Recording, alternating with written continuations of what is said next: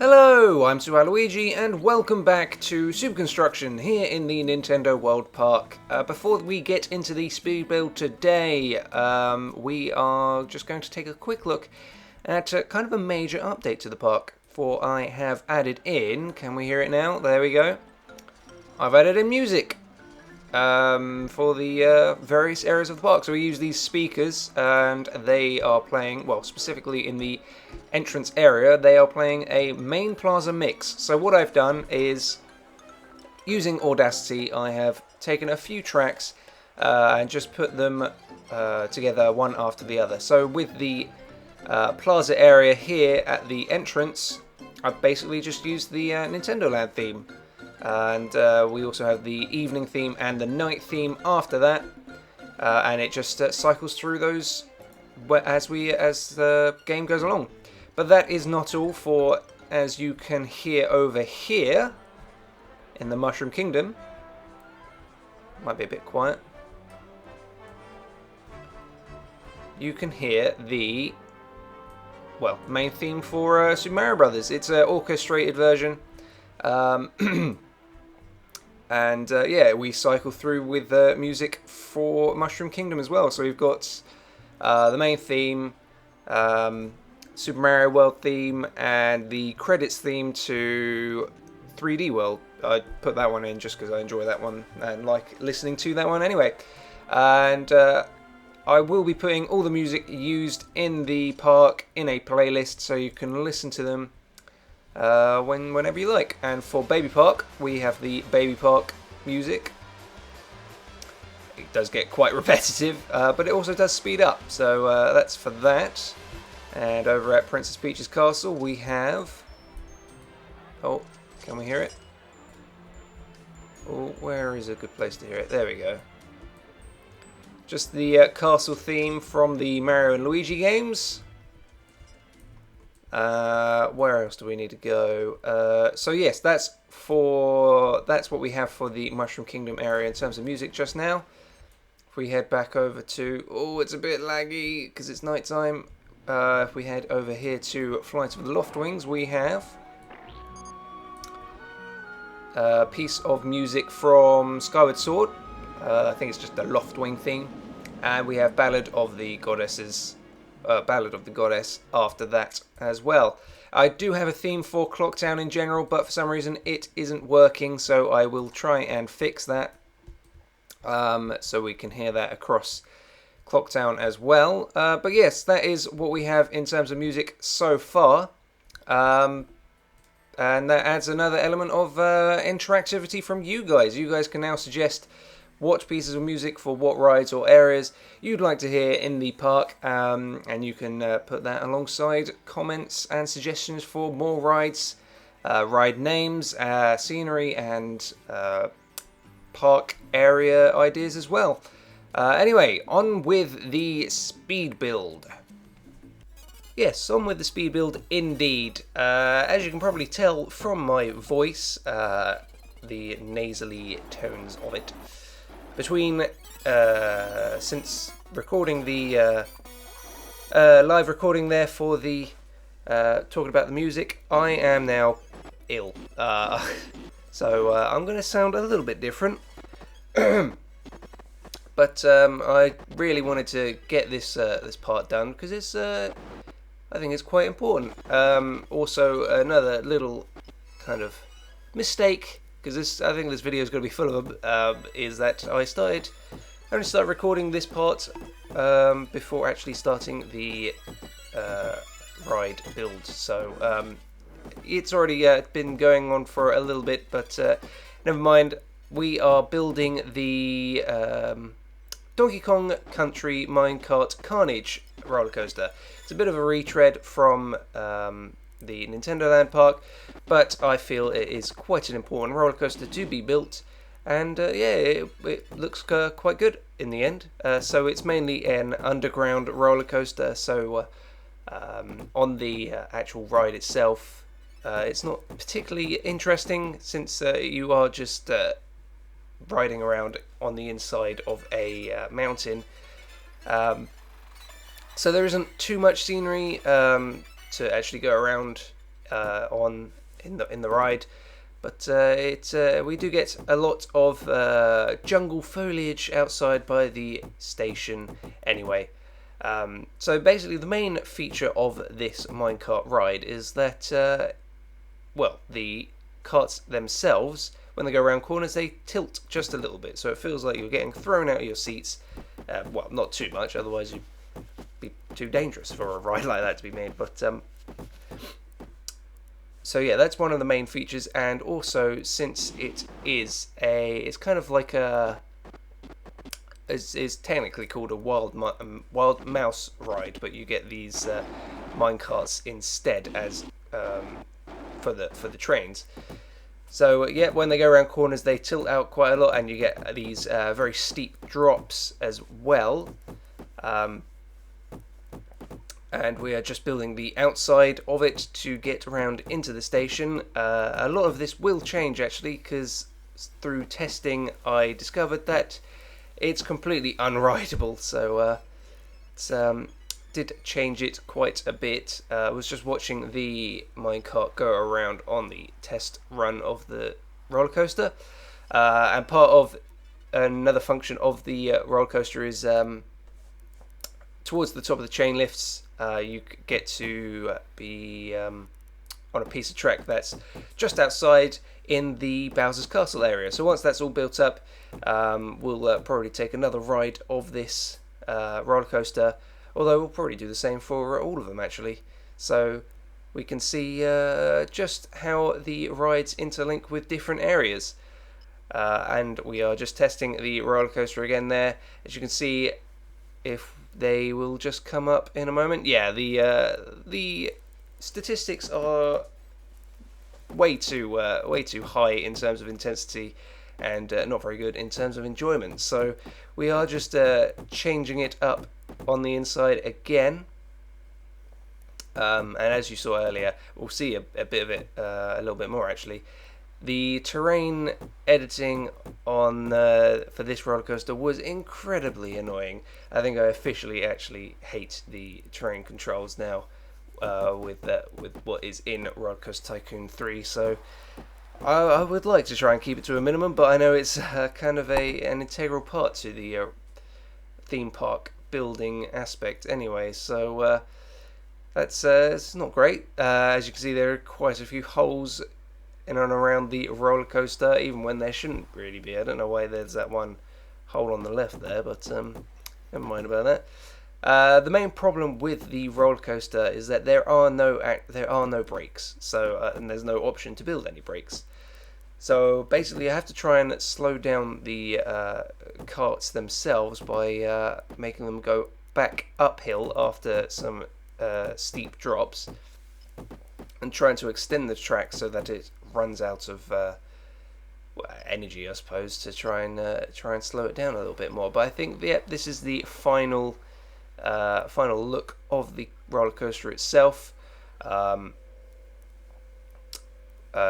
won't be doing any more editing to that, because the statistics themselves are pretty good. It's still one of the more intense roller coasters of the areas, but it's also got the highest enjoyment rating as well. So now we are getting on to trying to fix up the little entrance and exit way just around here in the mountain, and this is where it gets particularly frustrating, since I've only left like a 1 square wide gap between the two entrance and exits. So it's hard for the terrain to automatically match up and try and get rid of those exposed edges there. I do try and fix it quite a fair bit, but it does just keep messing up. So eventually I do give in and just paint the sides so that they match the rocky terrain, but it does take me a while to realise this. Another sort of unintended feature or kind of look to the roller coaster is that the actual entrance and exit there to the interior of the mountain kind of looks like a giant face in the end, like a giant sort of Aztec idol face thing. So it kind of inadvertently matches up with the Donkey Kong Country jungly kind of theme. Although then we do actually get in later some kind of scenery items that go over entrances and make it look like more of a mine shaft. So it, basically, yeah, okay, maybe it doesn't look like a face so much then once we get those in. I was just checking on the inside of the tunnels themselves, and for some reason that one on the left, the track on the left, has left a load of gaps underneath it. So I do fix that as well. Don't know if it'll be in this part. It was something that was just kind of quite minor, so I might sort that out after the video.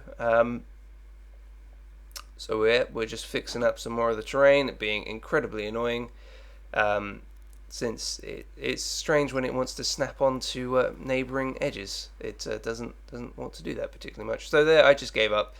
Did the painting of the exposed edges, and we're just extending out the rocky terrain painting a little bit more over the rest of the mountain as well, just to make it look very kind of ominous and mountainy. I do leave a lot of green space down at the bottom though for more of a jungle area, so we can get that in as well. Just using the same sort of terrain painting used round Yoshi's Island, just to continue that. It's kind of like a leafy green grass kind of texture, and we're just getting in the rest of the carts. I think there's 7 altogether, and getting in the little queue line path as well, making it nice and compact, going underneath itself and the track as well, and then just coming out there as well. We don't need too much of a long queue, I don't think, since there isn't anything major over this way of the park just yet, apart from the roller coaster itself. And here's the next annoying part to do with the terrain editing. If you remember back at the start of building the Mushroom Kingdom area, we had this problem with the terrain not being flat, and it has extended over this way. So whenever I was trying to bring this pathway back down to ground level, it kept making that weird little ramp through the terrain there, which was really annoying because I didn't want to have that. But eventually I gave in and tried to disguise that by making this little mound around the outside of it. The path itself kind of looks like a little rope bridge leading down to the ground anyway, so it kind of works, but kind of doesn't, so it's a little bit annoying. We're just changing up the track and cart colours so that it looks more like a little wooden minecart ride. We'll probably get some music in for this as well, so if you could suggest some music for Donkey Kong's Minecart Carnage, that would be good. Getting in a handyman and a mechanic as well, as usual, just to make sure this area is covered. And now we are putting in the foliage around the ride itself, sorry about that. Mainly continuing the kind of tropical foliage that's around Yoshi's Island, but we make it look much more dense as well. We are also building a little kind of bamboo shack around the roller coaster itself. Originally wanted to have it kind of like Donkey Kong's house, but the station is too big for that, so we get that in somewhere else instead. Mainly sticking to the basic walls and windows, because I didn't really particularly like the ones with the blue lines across it. Didn't really work, so we're just building up this little shack around the station. Getting in those windows there, making it kind of nice and scenic when you're on the inside, so you can look back out. Even though when you're looking back out, you're looking over towards the Southern Swamp area, and all you can see from there is the kind of jungle area. So that's it's not too great, but you can see the peeps are kind of flocking in to try this roller coaster. I'm glad it is working out rather well, and I'm glad that they like it as well. It's yeah, I can predict this being probably one of the more popular rides of the park. And especially since this is I think this is only our second roller coaster as well. Yeah, because Flight of the Loftwings is the first one, So this must be, yeah, we don't have one in the Mushroom Kingdom just yet. Although I've actually kind of run out of ideas. I know that doesn't sound too good for the Mushroom Kingdom area, but I do have a Super Mario Galaxy roller coaster ride in mind. It's just trying to find the right space to put it in, and I kind of want to put that towards the back of the Mushroom Kingdom area, so I don't have any ideas for filling up some of the gaps. There's kind of quite a big gap between Baby Park and where the Delfino Rico Harbour area will start being constructed, so I would indeed like some help. If you have any suggestions, just put them in the comments below, or you can suggest them on my Twitter page or whatever.